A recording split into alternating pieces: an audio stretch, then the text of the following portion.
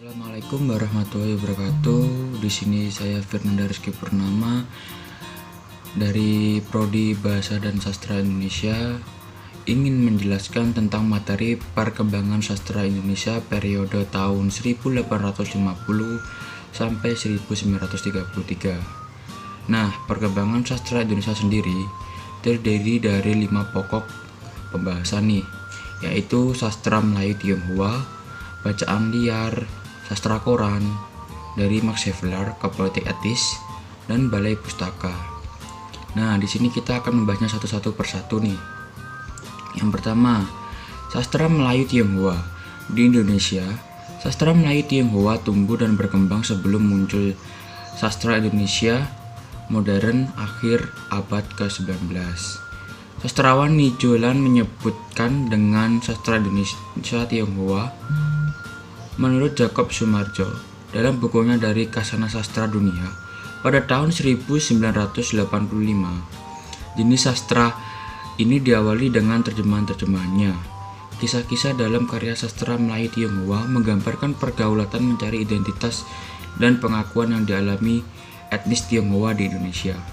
Tampak pula keragaman dalam masyarakat Tionghoa yang berorientasi ke tanah leluhur, memuja kolonialisme Belanda, atau berusaha menjadi orang Indonesia. Seperti yang sudah kita ketahui betapa heterogennya masyarakat Tionghoa di Indonesia. Nah, itu dari pembahasan dari sastra Melayu Tionghoa. Dan yang kedua, yaitu bacaan liar. Perkembangan sastra Indonesia pada periode awal ditandai dengan produksi bacaan kaum pergerakan yang sering disebut oleh pergerakan kolonial sebagai bacaan liar. Kaum pergerakan memandang produksi bacaan mereka sebagai bagian yang tak terpisahkan dari mesin pergerakan, yaitu untuk mengikat dan menggerakkan kaum kromo, kaum buruh, dan kaum tani yang memiliki sawah dan tanah. Produksi bacaan dapat berbentuk surat kabar, novel, buku, syair, sampai teks lagu. Bagi mereka, bacaan merupakan alat penyampaian pesan dari orang-orang atau organisasi-organisasi pergerakan kepada kaum-kaum tersebut oleh spektrum revolusioner dan radikal dari kaum pergerakan. Bacaan liar diisi dengan pesan tentang zaman yang telah berubah dan penindasan kekuasaan kolonialisme. Tujuan dari pesan-pesan tersebut adalah agar dapat mengajak rakyat untuk melawan penjajah. Nah, itu juga dari bahasan dari bacaan liar. Akan membahas yang ketiga nih, sastra koran. Perkembangan sastra Indonesia juga tidak dapat lepas dari peranan koran atau surat kabar. Surat kabar mulai menunjukkan peranannya dalam menopang kehidupan sastra dengan banyak melahirkan penulis-penulis novel dari kalangan wartawan. Ini bahkan dapat dilacak sejak terbitnya surat kabar pertama yang menggunakan bahasa Melayu dengan tulisan Latin, yakni surat kabar bahasa Melayu tahun 1856, dan beberapa surat kabar lain sesudah itu memunculkan penulis-penulis Tionghoa. Penulis-penulis ini kemudian melahirkan sastra Melayu Tionghoa, baik berupa karya asli, saduran maupun terjemahan. Nah, itulah pembahasan dari sastra koran.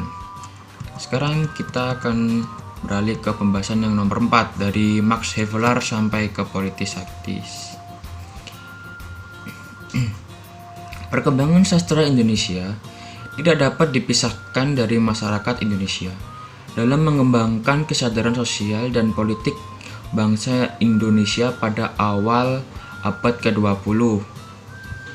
Dengan demikian, sastra Indonesia atau sastra Indonesia modern dengan lahirnya kesadaran nasional tersebut yang tercermin dalam hasil sastrawan-sastrawan dalam kritik sosial dan cita-cita politik yang dikemukakan, serta alat bahasa yang digunakan. Salah satunya karya penting berbicara kesadaran politik ialah Max Havelaar atau Lelang Kopi.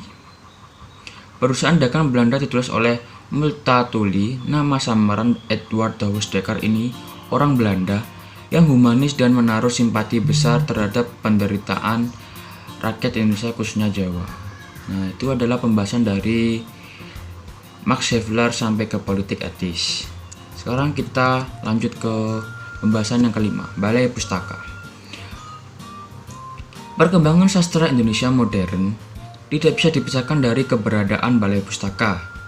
Balai Pustaka sendiri pada awalnya adalah komisi untuk bacaan sekolah pribumi dan bacaan rakyat. Komisi ini dimasukkan untuk memerangi bacaan liar yang banyak beredar pada awal abad ke-20.